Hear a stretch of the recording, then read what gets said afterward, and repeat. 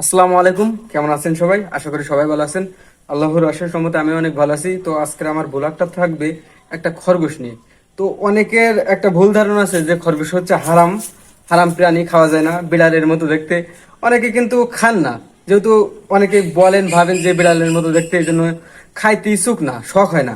তো আমি একটা কথা বলি, যে কিন্তু হালাল প্রাণী। আর এই যে খাদ্যটা খায় হচ্ছে, এর ফেভারিট খাদ্য তালিকায় হচ্ছে গাজর।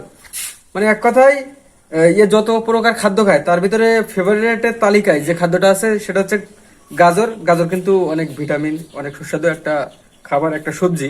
আর এ খায় হচ্ছে কচি ঘাস, কলার পাতা, আবার বিভিন্ন ধরনের পাতালতা খায়, সেহেতু এটা খাওয়া হচ্ছে হালাল।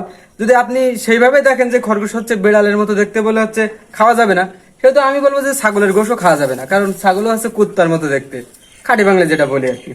তো সেই হিসাবে মানুষের বিভিন্ন ভুল ধারণা থাকে, বিভিন্ন জন বিভিন্ন কথা বলে যে খরগোশ খাওয়া যায় না, বিড়ালের মতো দেখতে। আসলে ওসব কিছু না, খরগোশ একটা হালাল প্রাণী, খরগোশ খাওয়া যায়। আর খরগোশ খাইতে খুব সুস্বাদু, অনেক সুন্দরই লাগে। হয়তো ওরকম দেখতে হলে কি হবে, জিনিসটা কিন্তু হালাল। আমি সে কথাই তো বললাম।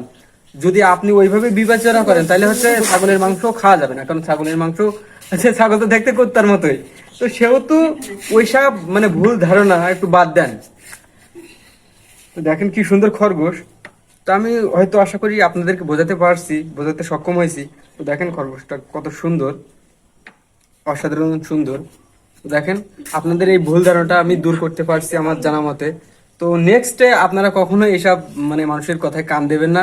খরগোশ হালাল প্রাণী, আপনারা খাইতে পারেন, অনেক সুস্বাদুর মাংস আর কি। তো আমি খরগোশ নিয়ে আর বেশি কিছু বলতে চাই না, যাদের বোঝার তারা অলরেডি বুঝে গেছেন। তো আজকের এই পর্যন্ত থাকবে আমার ব্লগটা। সবাই নিজের খেয়াল রাখবেন। আল্লাহ হাফেজ।